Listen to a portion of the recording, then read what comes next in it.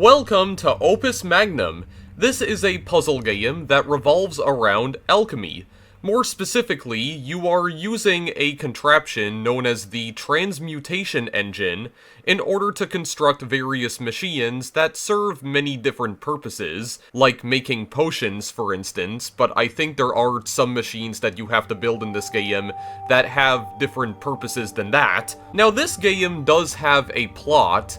The game's description on Steam doesn't really reveal too much about the plot, however, but from what I could gather, you play as a university student who is studying alchemical engineering, and you're essentially trying to learn how to use the transmutation engine throughout the entire story, and there is also this narrative as well about this society where alchemists are widely sought after, but they're also considered to be, like, highly dangerous people for some reason. I don't know, again, the game's Steam description doesn't explain a whole lot about that, and perhaps that was by design, I have no clue.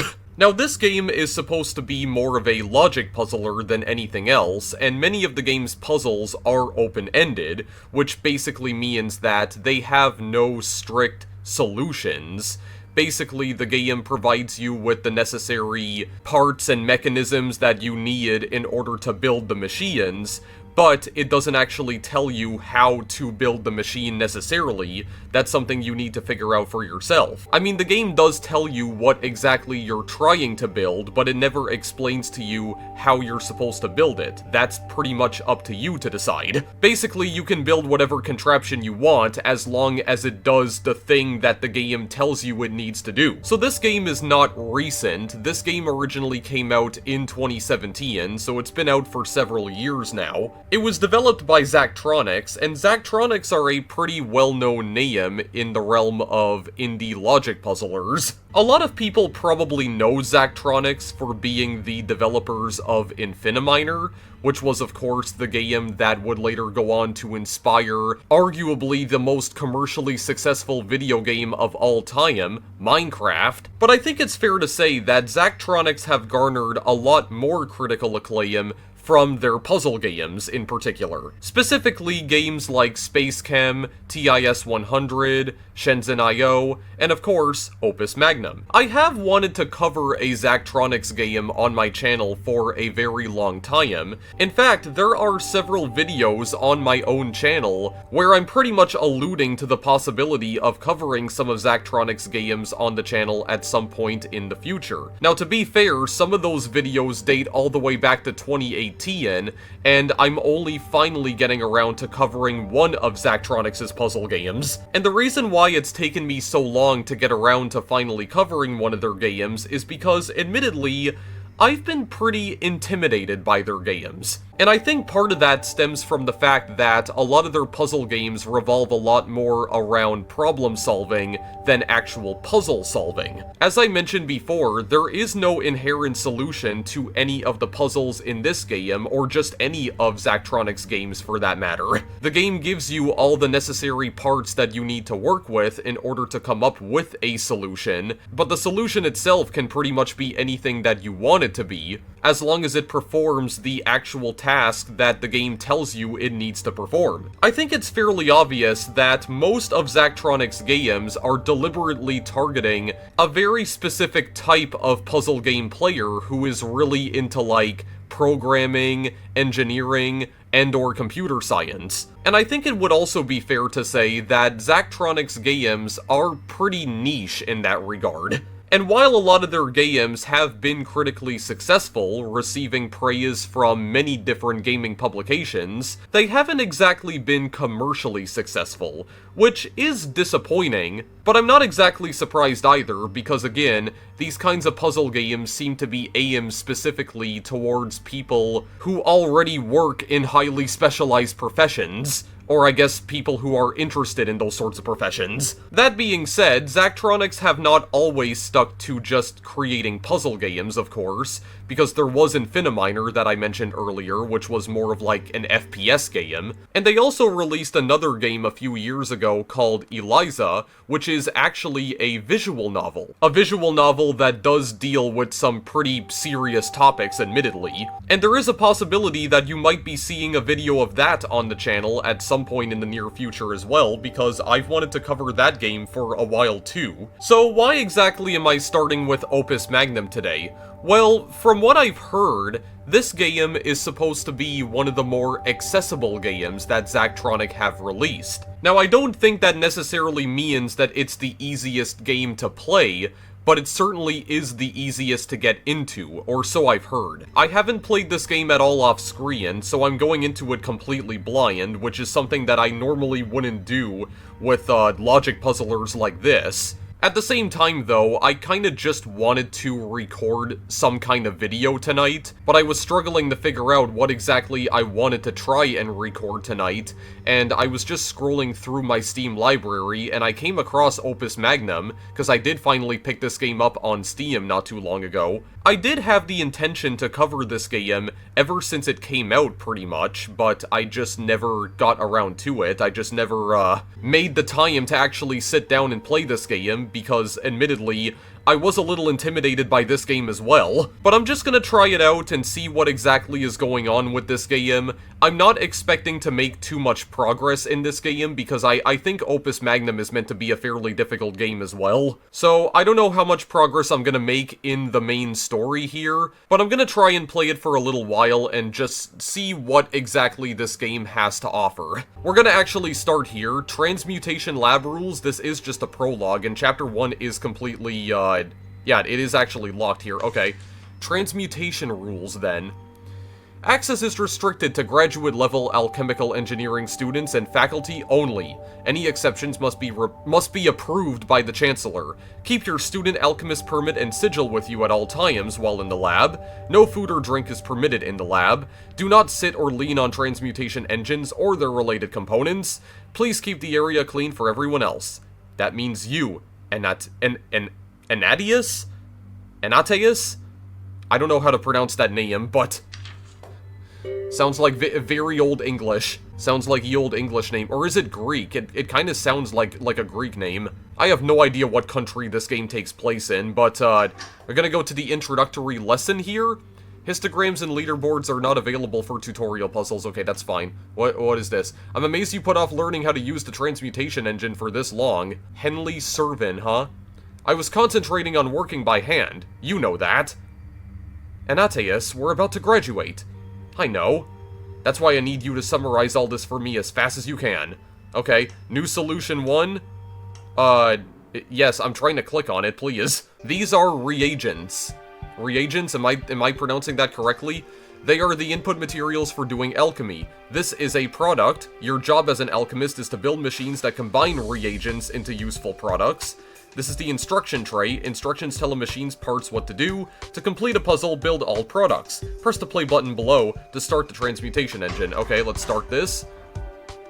Okay, so we got number 1 right here. Okay, arm number 1, which I'm guessing is the... Okay, yeah, I see the instruction tray. So those are all the instructions for arm number 1, and the instructions for arm number 2 are on the bottom. All the different cycles. Your machine has successfully created the desired product. Oh, okay, is that actually it? I see. So there's probably different instructions that I can put on the tray itself, right? I can probably do that manually, and most likely I have to. Okay, I guess that was just a fully automated puzzle here. Understand so far? Of course, I knew this part was easy. That's why I never worried about it. I count you as a friend, Anatius, but sometimes you carry your genius alchemist act a little too far. Act? Oh, I just went back to the menu. Oh no, okay, there is actually another lesson here. So let's take the first and most important part, the arm. I understand. What's next? Wait, don't rush ahead. Let me go through the material. You need to see this. Okay, do I press open in order to get into the puzzle? Yeah, it seems like I have to press open.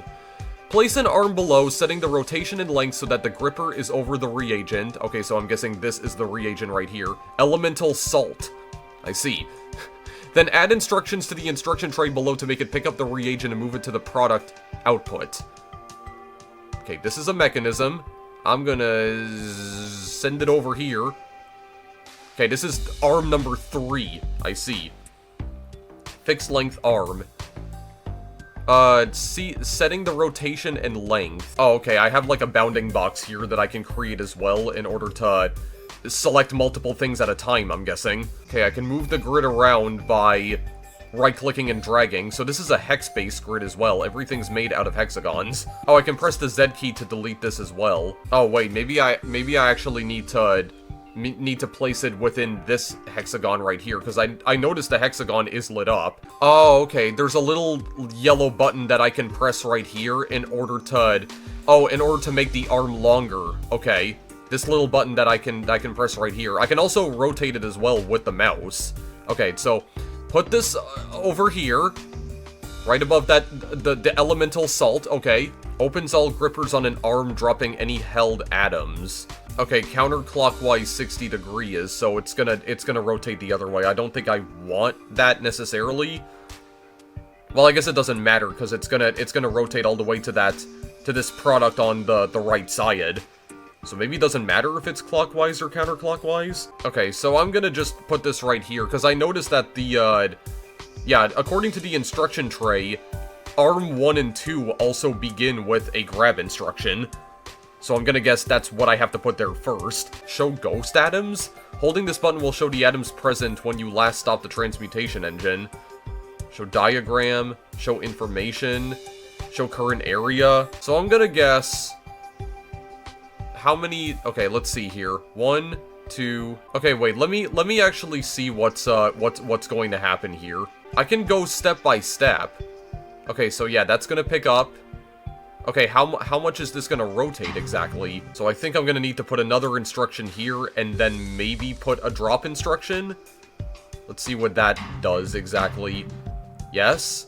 Is it gonna drop in? Yes, it does. Okay, and then I think I'm gonna need to make a cycle out of that, though. So I think 3 more instructions, and then another grab? And then I think we'll make, like, an actual cycle here. Yeah, it seems like that is the actual cycle that I'm trying to make here, so let's just play this, because I think I already solved this. I see. Okay. You gotta pick up 6 of them in total. Okay, yeah. I'm at least glad that, yeah, the cycle actually increases in speed once I finally figure out the solution. It doesn't waste my time in that regard, at least, so that's nice. I appreciate that. Your machine has successfully created the desired products. Right, so arms pick up and move elemental proxies around the surface of the transmutation engine. Right, and you control their behavior with instructions. Yes, of course. Of course. Okay, return to the menu. Now we got a lesson in pivots. In some cases, you'll want an arm to rotate when it's gripping, or what it's gripping. You mean as opposed to the arm itself rotating. That's right. In these cases, you'll use pivot instructions, okay? What is that exactly? Okay, this is a pivot instruction.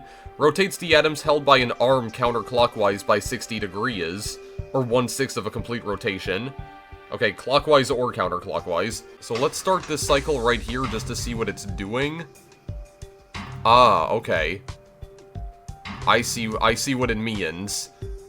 Yeah, it's rotating the atom itself. Cause it's like picking it up. Yeah, and then the atom's getting rotated to the other hexagon right here, into the product. Stabilized water. Stabilized fire. Okay, well it is telling me to put an arm right here.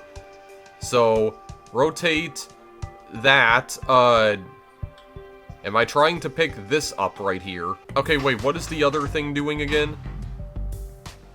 Oh, is it picking up both of them at the same time? Yeah, I think it's picking up both of them at the same time. So wait, let's just see what this does here. So tell it to grab this for like first and foremost. And then let's try rotating it here just to see what it does. Okay, that is actually what I wanted to do. It just rotates all the way to the product immediately. So where do I want that to pivot? Do I want to pivot clockwise? I think I do.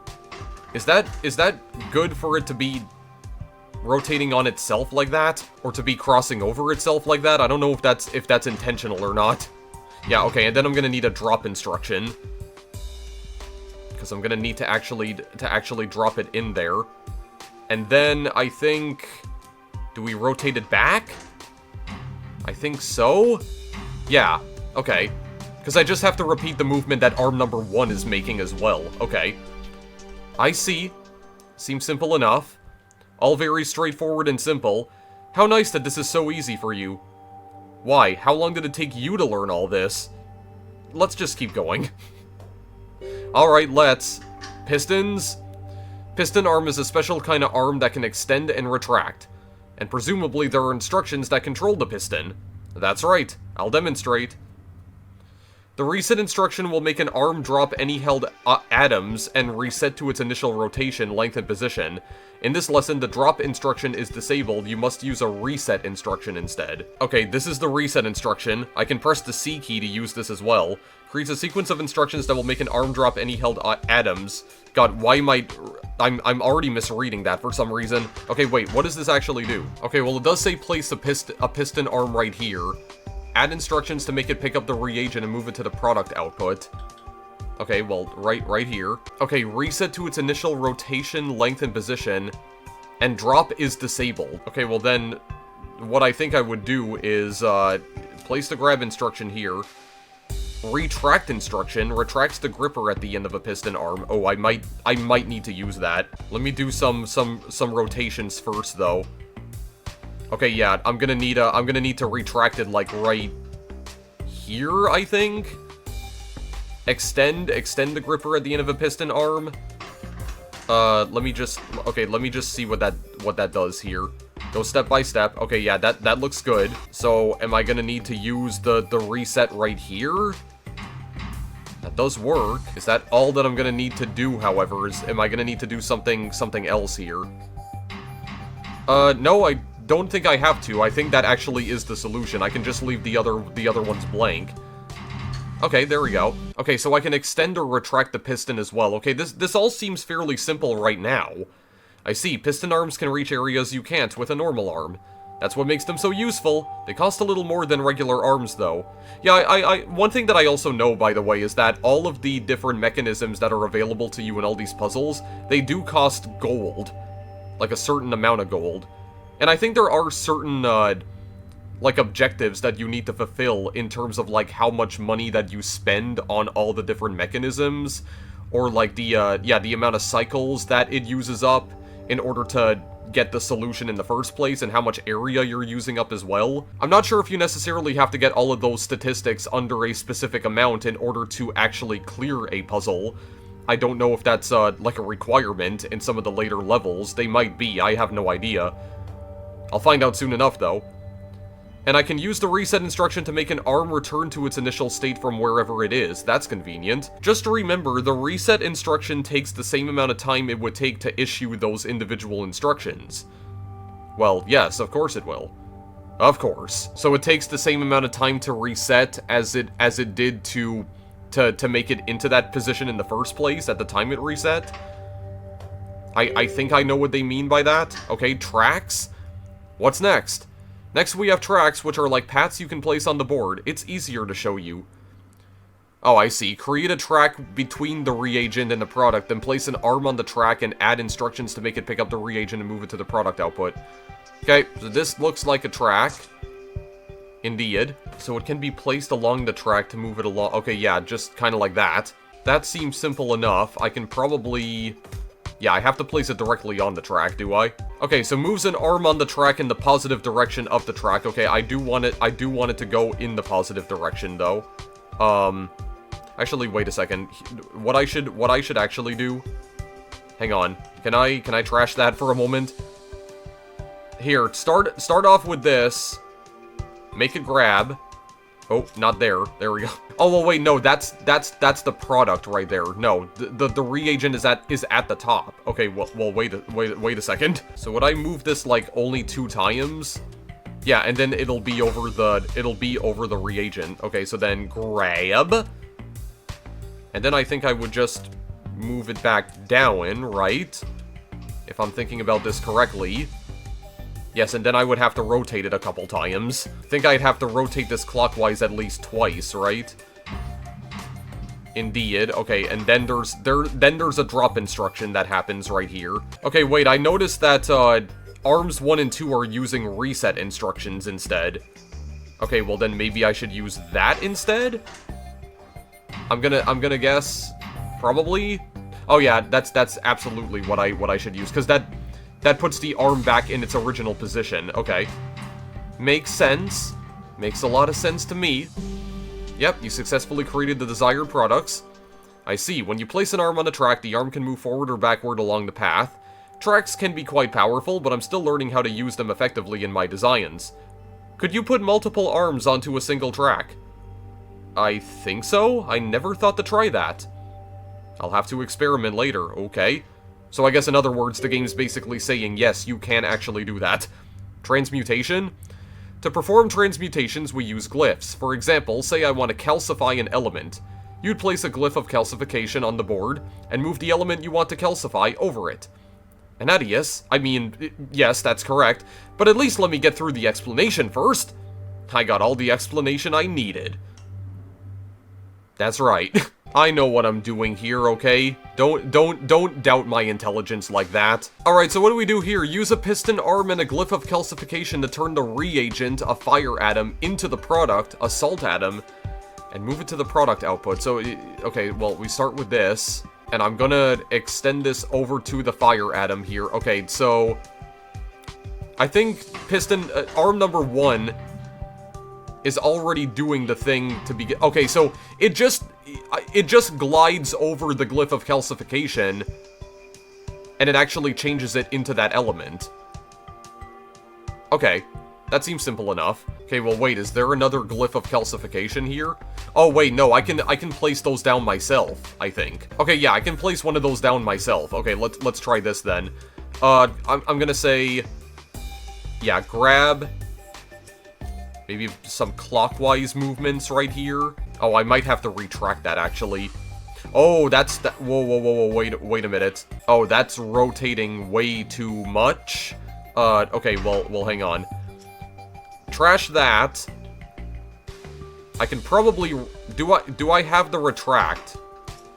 Yeah, I do have a retract. Oh, well, hang on a second. Maybe I could place the glyph, like, right there, maybe. Actually, no, better yet, where is it actually going? Oh, okay, no, I see the exact tile that it's landing on. Here we go. And then I think we put the drop instruction in. Well, no, because arm 1 is using a reset instruction, so no, we reset. We reset, and we do it all over again. Yep, there we go. That's how you do it. That's how you do it. Okay. So that does all seem simple enough. It's not like overly complicated. So I guess the reviews were correct when they said that this is one of the more accessible puzzle games that Zachtronics has released. It doesn't seem overly complicated right now.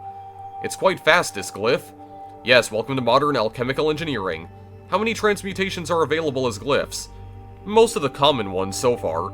There's ongoing research to develop more, which you wouldn't know about if you paid any attention to recent developments in your field. I see, so there's going to be more of these here. Bonding? This must be the glyph of bonding. It is. To use it, actually, why don't you show me how it works? Seems that's the way things are going here. Very well. Use 2 arms and the glyph of bonding to bond the 2 salt atoms together and move them to the product output. Okay, well, first of all, what are the 2 other arms doing? Oh, I see how they're bonding together. Okay. So, you gotta put 2 of them down. And then we grab it from here. Okay, yeah, set them up like this. I'm gonna put some grab instructions for both of them.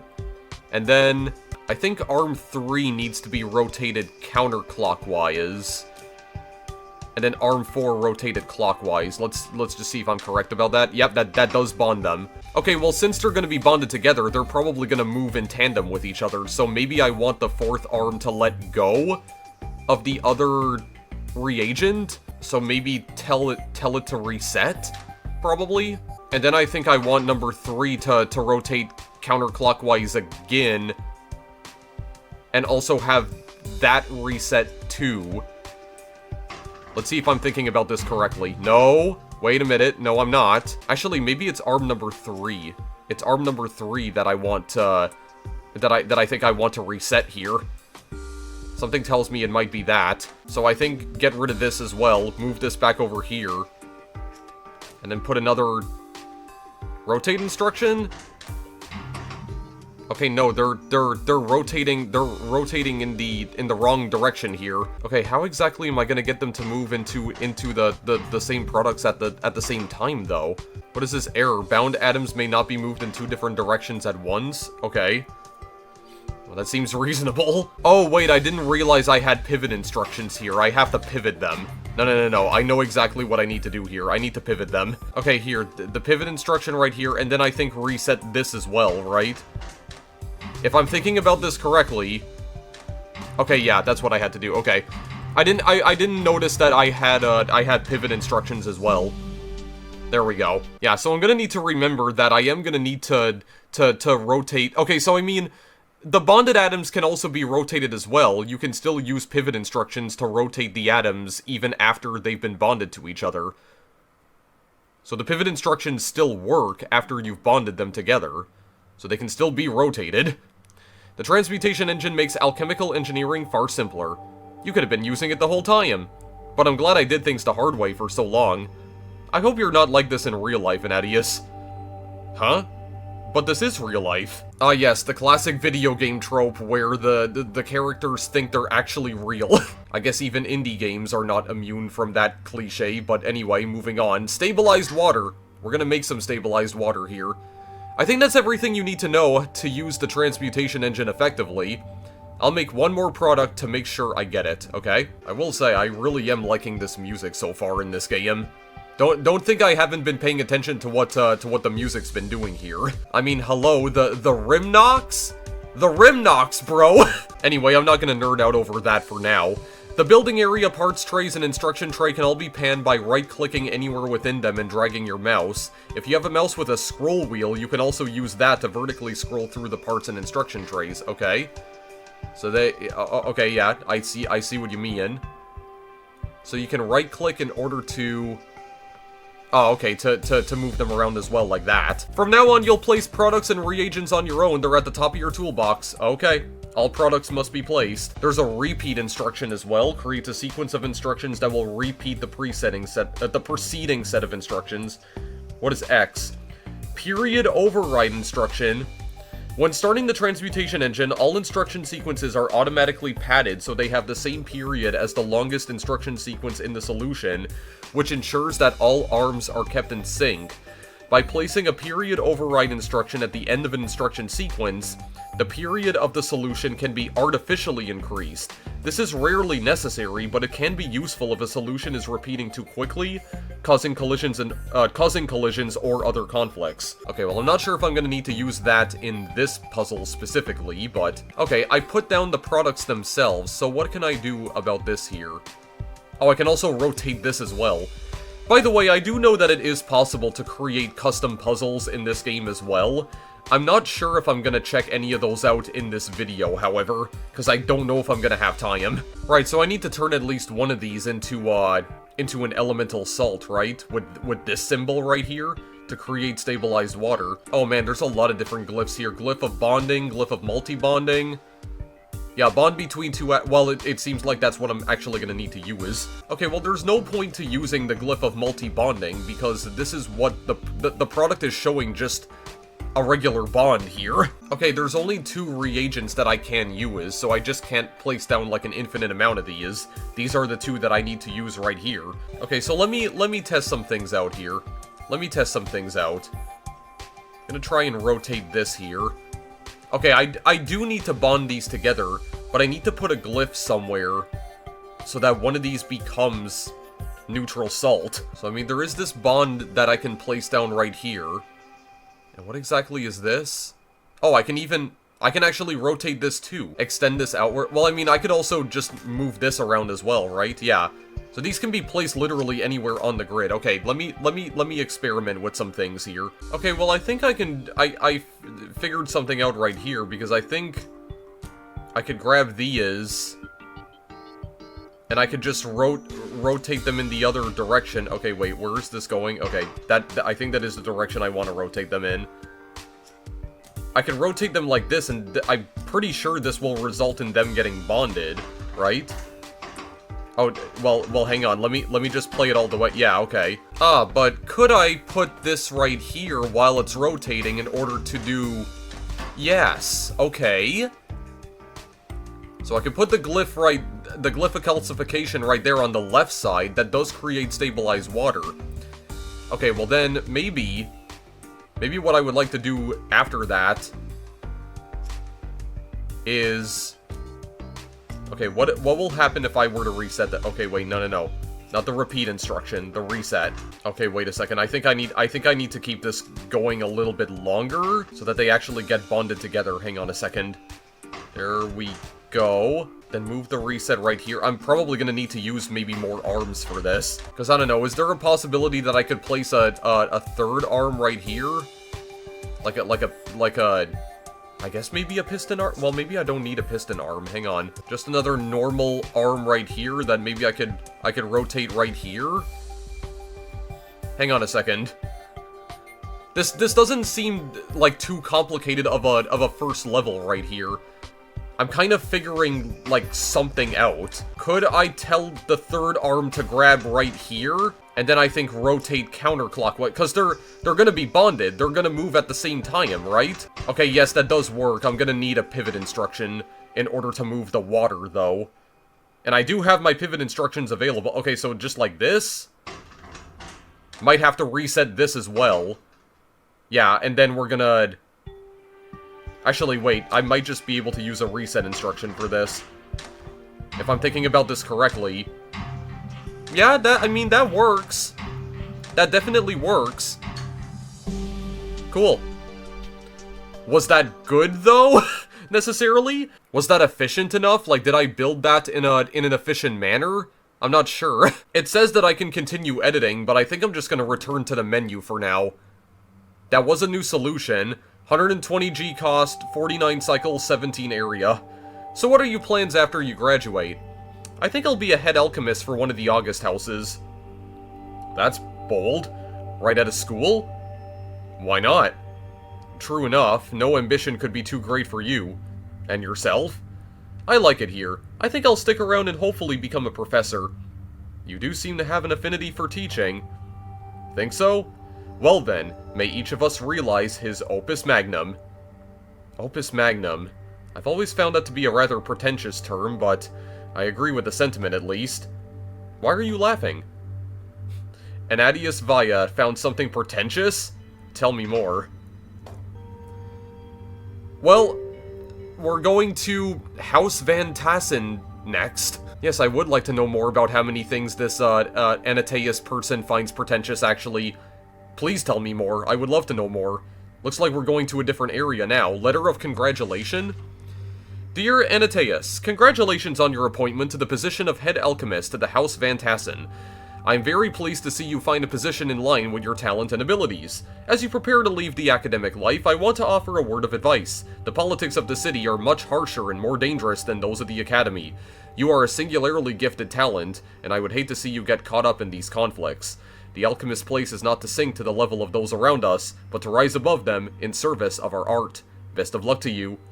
Nadine Ptolomeo, Professor and Chair, College of Alchemical Engineering, Imperial University. I see. Van Tassen's new alchemist. Concordia Lem. So, how did it go? A nightmare. Armin kept going through his old stories about honor and righteousness. The Lady Van Tassen looks like she's embalmed. Frederick spilled food down the front of his shirt. What a brave man you are, surviving a formal dinner. It really is difficult, though. I can't stand the stuffiness. Armin didn't remember my name. Captain Geld had to prompt him several times. To be fair, you started only rather recently. Yes, I suppose it's too much to ask. Such a complicated, burdensome thing to remember one single name, the name of your new alchemist. The one who graduated at the top of his class from the College of Alchemical Engineering. Anataeus. See? You remember my name just fine. Think Armin would know my name? Keeping in mind I've been here my whole life. Maybe next time you can go in my place, he might not even realize it's a different person. Heh. Alchemist, provisioner. Which were you again? Yes, You'll get us in trouble. I've been doing this for years. Okay, refine gold. That's just another story element, I guess. Well, this is an odd first project. I feel like someone's having a laugh at my expense. Why? Were you asked to create the Philosopher's Stone? Close, actually. One more guess. Transform lead into gold? Yes, apparently there's an old Van Tassen lead mine, and wouldn't it be better if it produced gold instead? Armin suggested it, so casually. Sounds wonderful. Time to put your university degree to the test. Alright. We have the Glyph of Projection now.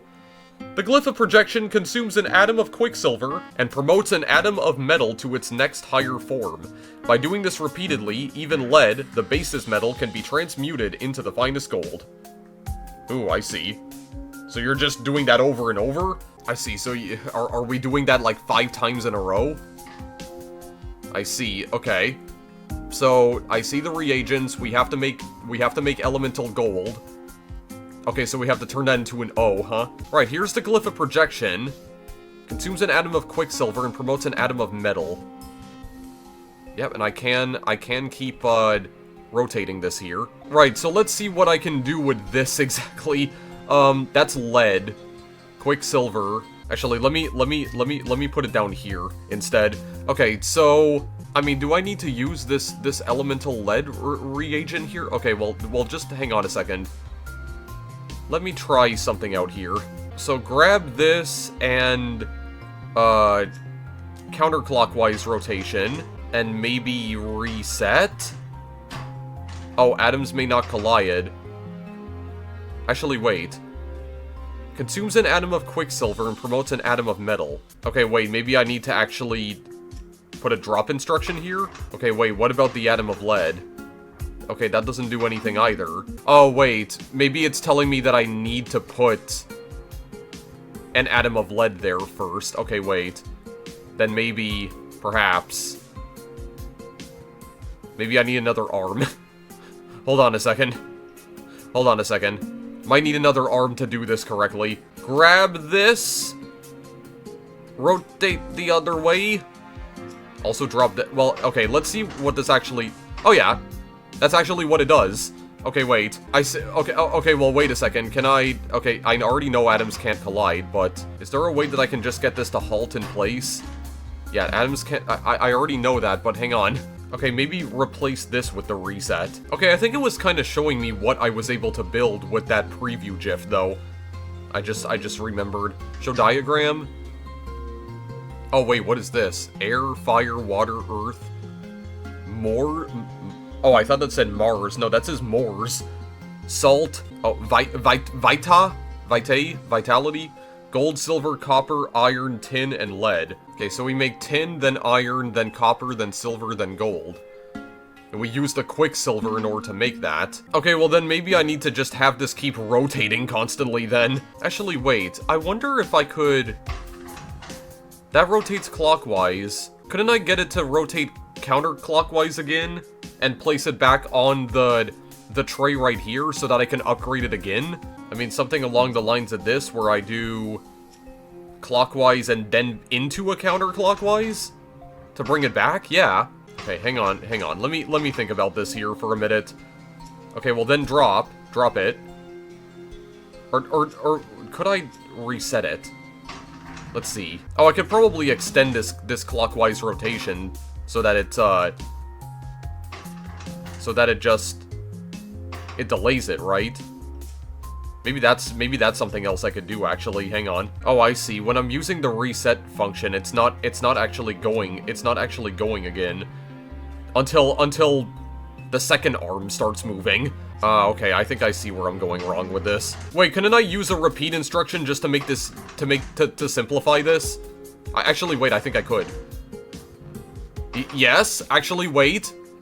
That is kind of working. Let me think about this here. Let me see if I'm thinking about this correctly. Oh no, it's not, it's mistiming it. Hang on. Oh, maybe I have to put, like, multiple repeat instructions here. Okay, yeah, I think that's what I have to do, and then I just have to put more of these rotation instructions, I think. Okay, yeah, that actually is working. Hold up a minute. And then another repeat right here. And then another... yeah, counterclockwise. I think I have the right idea here.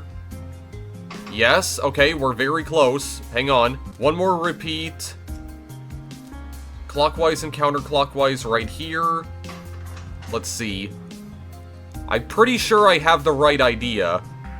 Yeah, okay. And then maybe I need to just rotate this out of the way here. Let's see. I think we're good. Okay, I'm gonna need to make a break right here though. Hang on a second. Like, I'm not gonna be able to keep repeating that over and over though. I'm gonna need to tell it to come back. Oh, okay. So I moved it closer to arm number 2, the product closer to arm number 2, and I also added a reset instruction to arm number 2, and I solved it. There we go. And with as little area as possible as well. I probably could have done that in less cycles, but I mean, still. We got the refined gold.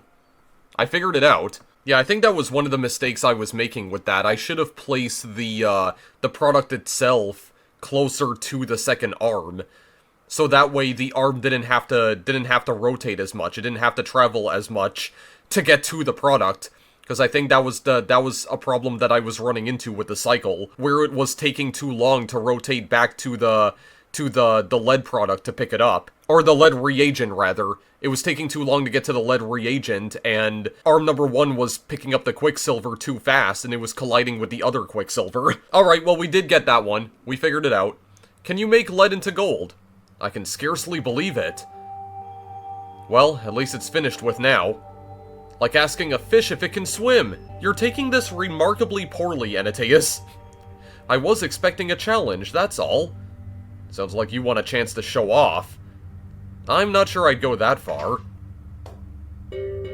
Well, I mean, oh my god, there was a lot of things that just got unlocked. Okay, so we can play all of these in whichever order we prefer as well, it seems. Okay, well, I'll try a few more of these out, because I feel like I've already been playing this for a while, but... what is face powder? Have you seen the Lady Van Tassen recently? A few days ago, why? Did you notice how pale her face is? Oh, she's well known for her pallor. Why, did someone ask you to do something about it? Armin himself did. It seems it's gotten worse lately. People are whispering about her health. That's unfortunate. The lady hasn't had an easy time of things. I'd hate to see her slandered on top of it all. Okay, what is the face powder? Well, we have one reagent here, elemental earth. Product is face powder, which is salt and elemental earth combined. So we gotta bond this again? Okay, but how are we gonna bond this together with salt if there's only one reagent? Okay, we're gonna definitely need to use a glyph of some kind, but then we're gonna have to use a glyph of bonding as well, I think. Okay. Okay. Interesting. Okay, well, let me test something out here. Maybe if I put... Hang on. Oh, no, don't extend that just yet. Maybe push that closer together. Oh, actually, wait, that is the only reagent that I can use, though. Okay. Well, hang on a second. We can grab and rotate this. I just want to see what it does. Yes. Atoms and arm bases may not collide. I know. I could have figured, but... Okay, there is another one that can get picked up here. So I'm kind of wondering if... Oh, actually... Maybe this is part of it. Okay, how about this then? Maybe we bond two elemental earths together, and then we just run one of the atoms through the glyph of calcification to turn the leftmost one into neutral salt. Would that work? I want to try it out. What if I were to maybe put the glyph of bonding right here? That does give me an idea for something. Okay, yeah, they're both gonna rotate over that. Okay, so... Let me see here. I might have to place a third arm somewhere. I wonder if maybe I could drop it right here. And then maybe I could also do the same thing for the other arm as well. And are they still gonna get bonded even though they're dropped? I have no idea. Maybe I should reset them right here. Just to see. Okay, yeah, they do still get bonded. What if third arm goes here to pick up the bonded, well, it's rotated horizontally though, or it's oriented horizontally. Would that actually work? Okay, wait. Grab the hang on a second. I'm testing something out, okay? If I rotate this, where is that gonna go? Oh no, it does go upwards. Okay, and does that change just the one atom into... Okay, yeah, it does change the one atom into neutral salt. Okay, but there is a bit of an issue with this, though.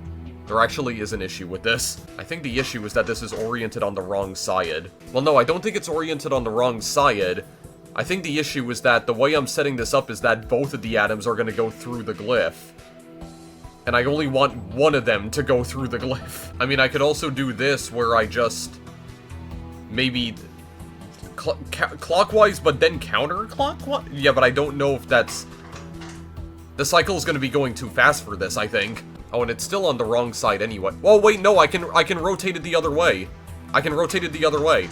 I can rotate it the other... Okay, but I feel like the cycle is still going to be a bit too fast, though. Or will it? Maybe if I move this... Can I move this forward, like, one step here? As soon as it drops it, I can grab it?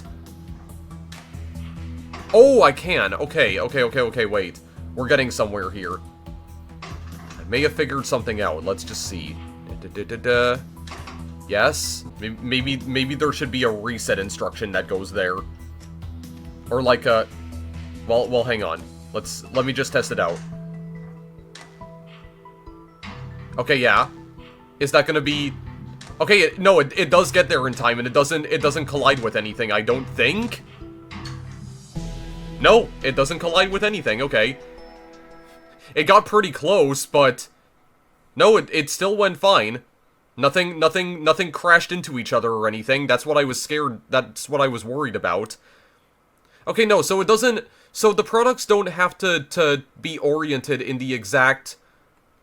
You know, the exact orientation that it shows in the menus. Because I can rotate the products as well. Okay. I'll have to remember that in the later levels then. This should help the lady's face look less pale, though it's quite a superficial solution. Who can really say what troubles the Lady Van Tassen? It's not for us to know. Have you ever heard her speak? She didn't say a word during the dinner I went to. I remember her speaking to me once or twice when I was a child. Odd. Just another one of the many Van Tassen mysteries, I suppose. One gets used to them after a while. Okay, that's it for Pace Fowder. Face Chowder. Okay, anyway, let's go to waterproof sealant. Do you know much about ships, Concordia? Our merchant fleet delivers goods from overseas about once a month. Why? Captain Gelt told me they used to have some kind of substance they put on the hull so they don't rot. I don't know anything about it. Have you ever been on a ship? I haven't. No. You? Not at all. It sounds ghastly. Being tossed around on the ocean, then getting eaten by sea monsters. I'm not sure all sea voyages are like that. Enough of them are. Okay. Glyph of multi-bonding. It can create up to 3 bonds at once. Oh, is that what I'm gonna need to do? Well, yeah, the product actually shows 3 bonds. Okay, well, let's just start by throwing that onto here. And then... Alright, so the reagents here are elemental air and elemental water. Waterproof sealant is the product, so I'm gonna need to use this somewhere. But where exactly am I gonna place this? I can also rotate this as well. How am I gonna set this up? Like this, perhaps? Hang on. Gotta move these out of the way first. Like that? Okay, this already gives me an idea for maybe using the piston arms in order to do this. Possibly. Okay, but the only thing is that I need 2 elemental airs in order to create this, though. Oh dear, okay. Well... Could I possibly do something like this? Okay, well, wait a second. I mean, there is a piston arm that I can use here as well, which... Oh no, that only goes here. Okay, hang on. I'm trying to figure something out. Just give me a minute here. Just give me a moment. If I rotate this clockwise... Yeah, it's gonna move across 2 tiles from just 1 rotation, though. So that's actually not gonna work. How about we put the water element right here instead? And then, like... Hold on. There we go, rotate it like this. Maybe we could create it upside down and then just rotate it in the correct orientation. Okay, so I mean, I figured out I can use the piston arm to actually create a bond like that. So that does still work, because all that does is just push the other atom to the left. So I could use something like that, I guess, but okay, let's think about this here. Let's think about this. Yeah, we could make something like that, but I mean, we would need to try and pivot that somehow, though, wouldn't we? So just hang on a second here. Hang on a second. This is probably gonna wind up looking like a very inefficient build that I'm making here, but I just have an idea for something. I don't know if I figured this out, but I did come up with what I feel is a bit of a very inefficient solution here, but I don't know, I kind of feel like I'm kind of getting close to the actual solution of this puzzle. Okay, oh yeah, okay, so I think what I'm missing here is a drop instruction. This is where I need to actually make it drop. Okay, hang on. Like, drop the atoms, I mean. Let me try... I mean, could I put a reset instruction on this as well? Would that work? Let's see. Yeah, that would. I think I need to put a reset instruction on arm number 3 as well. Oh, but is it moving too quickly now? Can I delay the reset? Hang on, I feel like I'm figuring something out with this puzzle here. I think it's just the timing. It's the timing that I'm trying to figure out here. It's the timing that I keep screwing up. Okay, you know what? Maybe I'll come back to that one off screen, because I am having trouble figuring out the exact timing of all the different arms that I put down here. I do think the basic idea is correct, but yeah, I'm gonna need more time to think that over. How about we just check out some of the other, like the other puzzles that we have here? Like, what is hangover cure? If I had known I was to be tasked with curing a hangover... Oh, I bet I know who asked you for that. It was Captain Geld, wasn't it? How'd you guess? It would be good for him to be at least somewhat functional in the mornings. Yeah, seems prudent for the head of security for the entire house to not be totally incapacitated on a regular basis. Well, let's not go too far. Okay, well, what is this exactly? Oh, I do need to create the glyph of multi-bonding is also gonna need to be used here as well. I'm gonna need 2 neutral salts out of 1 elemental water reagent that I can place down. Okay, what about airship fuel? Captain Gelt asked for something to put in the Van Tassen airship. Apparently it's out of fuel? Oh, that old thing. First time I've heard someone say that old thing in reference to an airship. The last time I remember the airship actually in the air was the celebration for Frederick's birth. Clearly Frederick disappointed his grandfather so much they never took it out again. Huh. More likely it's simply been out of fuel this whole time. The whole time? Are you serious? After the old head alchemist died, we had an interim one for a while who was not great. Okay, what about this one? Oh god, we need to make 4 bonds? Okay, so this does involve stabilized fire. Okay, well there's 3 stabilized fire reagents that we could use. Alright, well then can we at least get the dialogue for precision machine oil? Oh dear, oh dear. What is it now? Apparently Armin arranged for Frederick to go on a date with a young lady from another house. Oh dear. And now I have to make some machine oil. You what? For the observatory, Frederick used to take her there, but everything was rusted solid. Of course. Even better, Clara, the young lady, is from House Soria. He was probably hoping to prove our observatory is just as good as theirs. Oh, she must have been tremendously impressed all around. Okay, well that seems a little more... Yeah, that seems a little more simpler. 3 bonds. Is that tin, by the way? I just want to make sure. Okay, yeah, that is tin, so... Yeah, there is a little... I think this glyph we may have to use again. Or can we? Yeah, there's lead here. Okay, so I'll tell you what I'm gonna do, guys. I have been sitting here scratching my head for quite a while as to what exactly I'm supposed to do in some of these other puzzles in the first chapter. So, I'm at least glad that I was able to complete like a couple of the puzzles in chapter 1. I was easily able to figure out what to do, and I think I have the correct idea for completing the third puzzle in chapter 1, but I think it's the timing of all the arms that I'm still trying to figure out here, because the timing is definitely incorrect. So what I think I want to do in order to wrap this video up is that I want to try one of the user-made puzzles right here, like one of the Steam Workshop puzzles.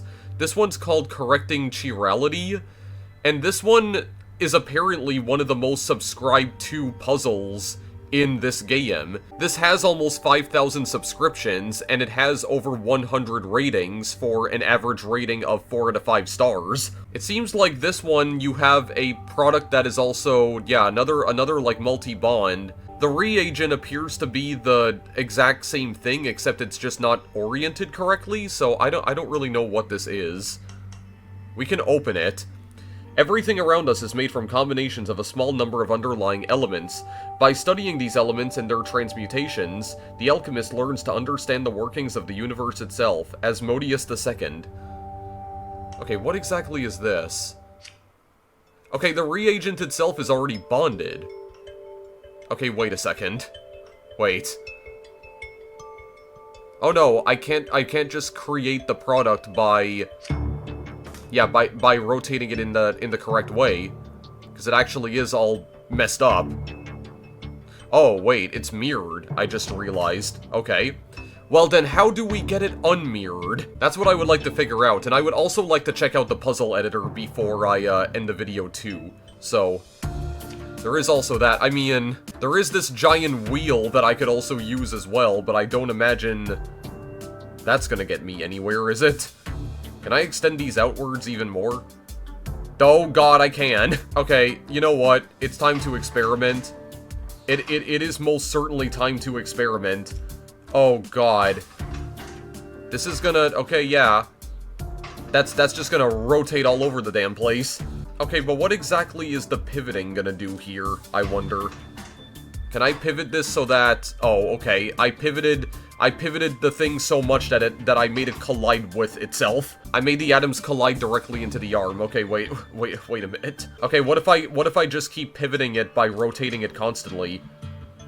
I mean, I don't know if that's gonna do anything, but just want to see. Hang on, I need to go through this step by step just to see what exactly it is I'm doing. Okay, it is still colliding. Hang on, what if I grab it from there instead? Okay, so that is still not the correct rotation, because one of these atoms needs to be on the other side, I think? Okay, wait. What if we rotate it clockwise? Oh, that's not quite it either. But hang on, we could then rotate it the other way. Like, we can rotate the arm itself. Hang on a sec. Hang on a minute. Yeah, kind of like that. And, no, that is still not correct. That still isn't correct. Okay, so then add another counter... I think that's a counterclockwise pivot. Yeah. So where is this gonna get rotated to? Okay, one of those salts needs to be on the bottom, right? Am I thinking about this correctly? It's almost like I'm trying to untangle the bonds here. Hang on. Let me try another pivot just to see where that goes. Okay, wait a second. Maybe hold it above the arm. I don't even know if, like, the 6-sided arm is what I should be using to solve this. But I'm just testing something out here. I'm just kind of being silly now, because that's what I feel like doing. And because it's already very late at night and I've been recording this for so damn long. I mean, yeah, this is definitely a Zachtronics game, though, because it is still pretty difficult as hell. I mean, I guess it is Zachtronics' most accessible game in the sense that it's very easy to learn the actual mechanics of the game itself, but as for actually, you know, getting good at it, Or like learning how to use all the mechanisms to their full potential, and learning how all of the different mechanisms interact with each other as well. Actually, wait.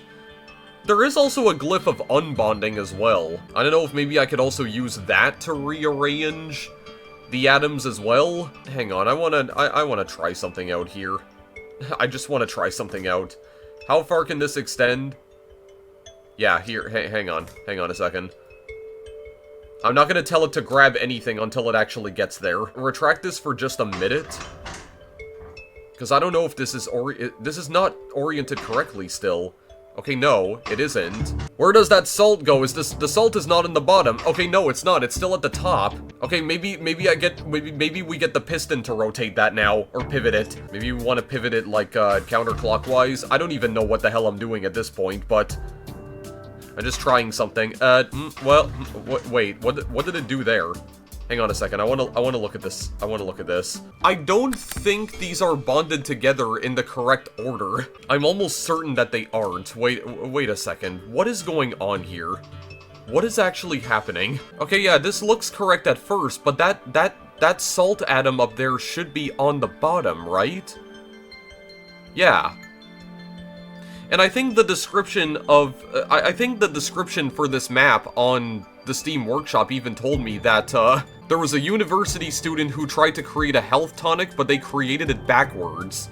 So I may have to use the glyph of unbonding here and then just rebond the top two atoms right here to the bottom. I don't think that's gonna be as easy as just rotating it and then pivoting, right? I mean, I could still try that anyway, but let's just see here. Maybe throw in a few more pivots right here just to see what orientation we get now? Okay, no, that is definitely not correct at all, so something is very wrong about this. Yeah, I might have to unbond these and then just rebond them together in a different manner. That's probably what I gotta do. Can I not, like, yeah, I can't, Jesus, I'm just making an absolute mess of the map now. I can't, zoom this map out any further, though, can I? Like, is this the entire area that I get, just right here? Okay, well then in that case, what about the puzzle editor? Create a new product, a reagent, unnamed custom puzzle. There's so many other glyphs that we could use right here, though. The glyph of triplex bonding, duplication, Van Berlo's wheel, animismus, glyph of projection, purification, disposal, and glyphs of quintessence? Wait a minute. Oh, there must be an atom at the center of the board. Wait, the reagent. Okay, I can make my own reagents here. What is this atom right here? I do not know what that is. Is that a combination of, like, all the other atoms here? What is that? Here, how about we just throw in some salt for the product and the reagent just to keep things simple here, because I am going to be testing out... I'm just trying to test something out here. Yeah, what is Van Berlo's wheel? By using Van Berlo's wheel with the glyph of duplication, neutral salt can be turned into any of the 4 cardinal elements? Ooh. Really? So we can turn it into, like, air, earth, water, fire... Okay, well then wait a minute. Using it with the glyph of duplication, though. Where is the glyph of duplication? That's triplex bonding. Creates 3 separate types of bonds between fire atoms that when overlaid become a triplex bond, or triplex. Okay, but between fire atoms specifically. Transmutes a salt atom into one of the 4 cardinal elements by imbuing it with the essence of an existing atom. Okay. Then... Hello? And... I just want to see what this does. Well, I mean... Okay, hang on a second. I know that the product needs to be placed as well. So that's just gonna rotate on its own. Okay, well then wait. What does this actually do? Grab, extend. Do. Okay, what do I place this over? Do I maybe just drop it right in there? I'm just trying to test out what this thing actually does. Like that? Ooh, okay. Wait a minute. I think I did just turn it into air. Okay, yeah, because I can combine it with air. Okay, wait a minute. Just reset and then move it far out of the way. Oh wait, that's not what I wanted to, that's not what I wanted to choose. Yeah, I think I'm just going into full experimentation mode now, guys. I think I just stopped caring about the main puzzles completely, and I just wanna try and experiment with some of the other mechanisms in this game here. Yeah, okay, I turned that into air, but what else could I turn it into, I wonder? Like, fire. I'm just colliding air with fire. Okay, so this is like a mechanism that I can use to convert salt into other atoms. But I need to combine this with the glyph of duplication specifically in order for this to work properly. I see, so let's just, yeah, so I make air, and then I made more air. Oh god, okay, I think I kind of messed that, I messed that up at the end. Oh, that atom that I saw earlier with the normal triangle and the inverted triangle on it, it's called the atom of quintessence. Transmutes one atom of each of the 4 cardinal elements into one atom of quintessence. Okay, so I was pretty much correct. It's the 4 elemental atoms combined to create one. There, create some water, create some earth.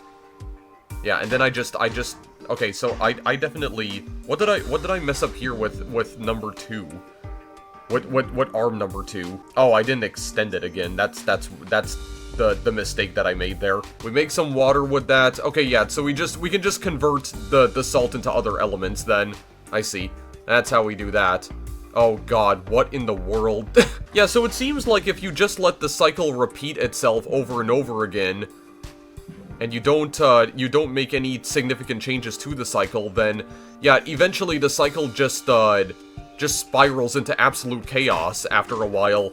Yeah, it just picked up that earth element, that earth atom, and it just threw it into the water atom. Yeah, so if you're not maintaining the cycles here, then yeah, the cycles are gonna get extremely chaotic. They're gonna spiral out of control after a while. Yeah, and I didn't really end up using the tracks all too much either in this video, did I? Like, where is this even gonna go? Oh, that's gonna collide with the arm. Oh boy. Yep. Okay, I mean, maybe that's also something I could use in the Chapter 1 puzzles as well. I could use tracks in order to move the arms along.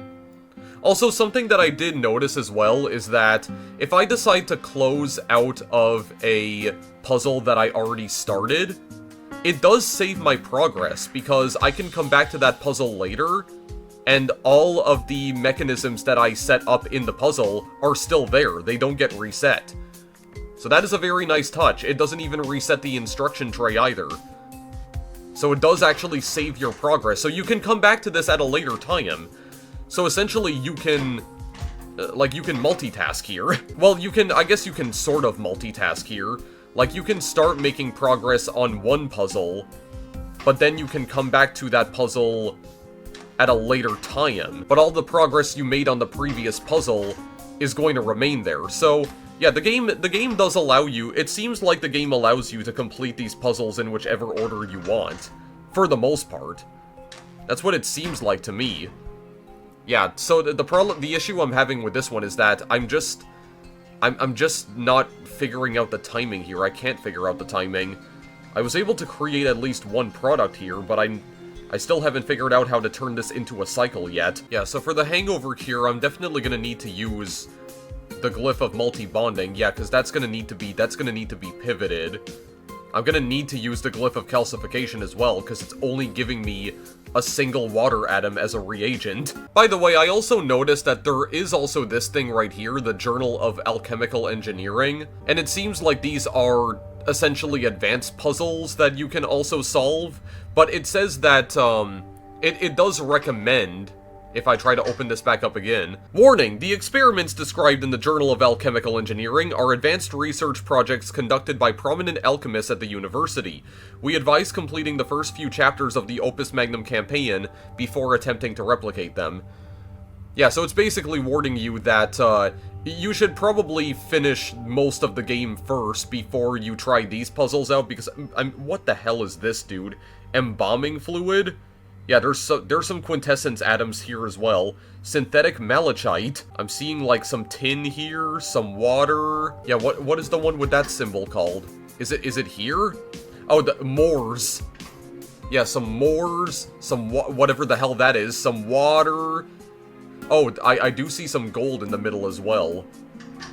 Yes, I was correct. That is gold. Okay, so the one with the letter O, or that looks like the letter O, is gold. So I need 3 tin, I need 3 mores, 1 gold in the center specifically, and then 6 water atoms on the side? Yeah, so we're basically creating, like, compound elements. And I guess what I do find kind of interesting about this is that Zachtronics did release another game a couple years after this called Mullic Synthes, which kind of has the same premise as this, because you're once again creating, like, compound elements, like combining atoms together in order to form, different chemicals. Like essentially synthesizing drugs in that game. Like it just straight up says in the game's story that you are creating drugs. Okay, so I have some reagents that are already bonded, it seems. We can have that as well. Okay, I see some quicksilver, reactive water and stabilized water. And then this is the tin. Yeah, so it doesn't give me, like, an actual solution to solving the puzzle. It just gives me all of the elements that I actually need in order to create a solution. But I can basically create whatever sort of contraption that I want, as long as it creates this product right here. Look at this monstrosity. Oh my god. Glyph of disposal removes unneeded atoms from the board, I see. Yeah, that would probably come in handy. Well, like I said before, I did warn you guys that I was probably not going to be able to make that much actual progress in the game. And I mean, I wasn't lying. I do feel like I didn't really make too much progress this time around. Not in this particular game anyway. I mean, I'm just designing this in a way that makes it look more aesthetically pleasing than anything else. Yeah, so I did pretty much warn you guys at the start of this video that I probably wasn't gonna make too much progress in this game, but I was able to figure out a couple of the puzzles on my own at the very least, so I don't know, I still feel like I at least made some progress here, you know what I mean? God, what did I even create here? It's just getting faster and faster. Yeah, I kind of already knew that some of the puzzles were very much going to stump me in this video, but I still wanted to show this game off for a very long time. I know that this video may have seemed a little bit underwhelming, just given that I wasn't able to solve too many of the game's puzzles here, but I mean, hey, Zachtronics games are hard, dude, okay? They're kind of notorious for being incredibly hard, but I do agree with some of the reviews that I saw of this game that this is definitely one of the more accessible games that Zachtronics has put out. But I think it's only more accessible in the sense that it's very easy to learn how to actually play the game and how to actually use all the different mechanisms and machines that the game gives you, but actually using them to create a proper machine that never gets stuck no matter how many cycles you put it through.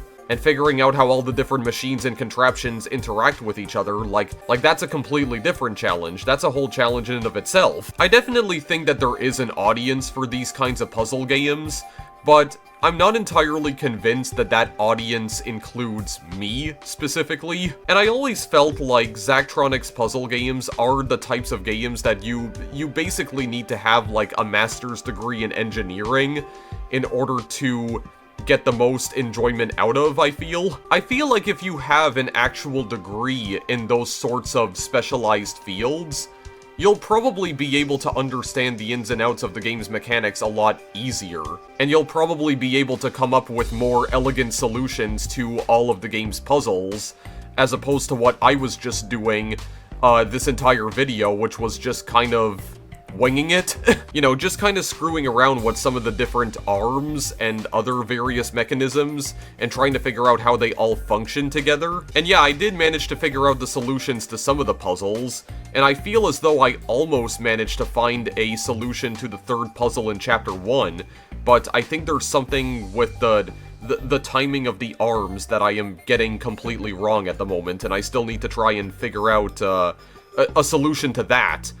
I think I need to try and rewrite the instruction tray a little bit, but I think I have the basic idea down. I think the basic idea that I have is correct. I'm just not executing it correctly, so I think the instruction tray does need a bit of a rewrite on that level. I do think it is really cool, though, how this game does have full Steam Workshop support, so you can essentially create your own levels, you can upload them to the Steam Workshop for anyone to download and play.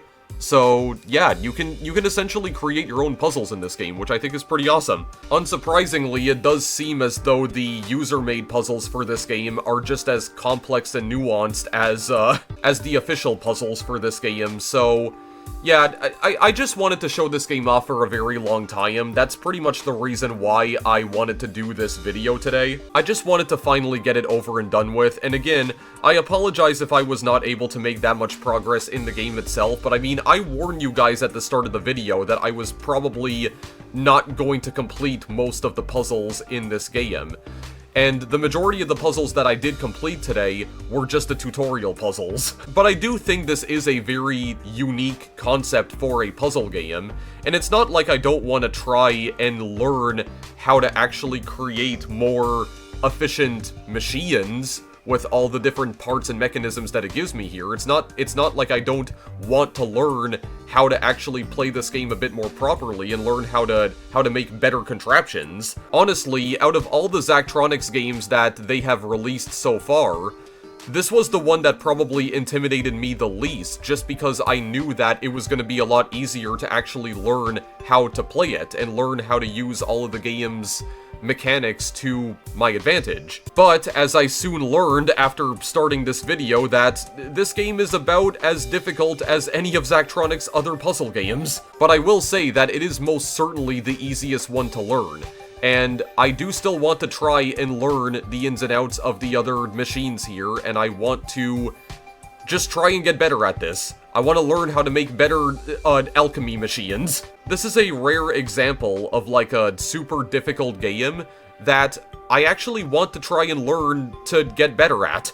And I can't really say that for a lot of extremely difficult games out there nowadays, because I feel with a lot of these games, I usually just don't have the motivation to try and get better at it. But this one I do have the motivation to try and get better at for some reason, and I don't know, maybe it is partly due to the fact that it involves, like, programming more than, I don't know, trying to take down a monstrous deity when the odds are very clearly stacked against you. That's not meant to be a criticism of Soulsborne games, by the way, because that is essentially what I'm talking about right now, but yeah, it's not that I hate those kinds of games. I think it's more so the thematic elements that kind of turn me off from those kinds of games, because I've never really been into, like, dark fantasy stuff anyway, which I think is part of the reason why games like Bloodborne and Dark Souls and Elden Ring don't really appeal to me personally. I mean, I don't even know why I'm comparing Opus Magnum to freaking Soulsborne games. I'm not trying to make like a, oh, this is the Dark Souls of puzzle games or anything, because I feel like those jokes are extremely overdone.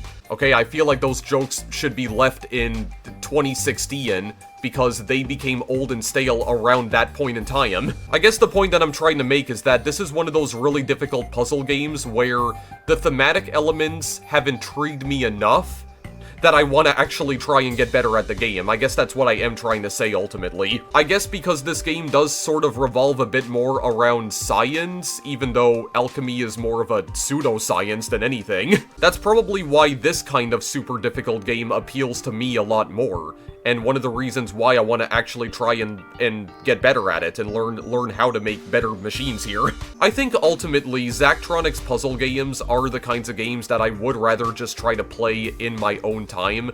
I don't think I'm necessarily interested now in doing videos on any of their other games, except for Eliza, of course, because as I mentioned before, Eliza is not even a puzzle game, it's actually a visual novel, so I highly doubt there's any sort of difficulty attached to that game specifically, because it's probably just gonna be like mostly text boxes and dialogue options, if I had to guess. But I do still want to check out Eliza at some point, because that game does also look very interesting to me, and it does hit on a lot of topics that I think are pretty topical, and I feel have become a lot more topical in recent years, like especially after the game came out, because I think Eliza originally came out in like, I want to say either 2019 or 2020, I don't remember. It's been out for a few years now, but yeah, I really want to try and cover that game at some point, because it really hits on a lot of different themes and topics that I can personally relate to, and I feel like the game's messaging overall, like its political messaging in particular, is one that I actually agree with quite a bit. But that'll be coming at a later date. I'm not going to talk any further about that game, and I do feel like I am just kind of rambling at this point, so I am going to leave the video here. If you guys still enjoyed what you saw in this video today, I will provide some links to where you can purchase Opus Magnum. I do believe the game is only available on PC at the moment. I don't know if it's been ported to any other platforms. If it has, I'll provide the relevant links in the description as always, but last time I checked, this game was only available on PC. It may have been ported to other platforms since then, but I'll have to double check just to make sure. Thank you guys for watching as always, and I will see you guys in the next video I make. Good night!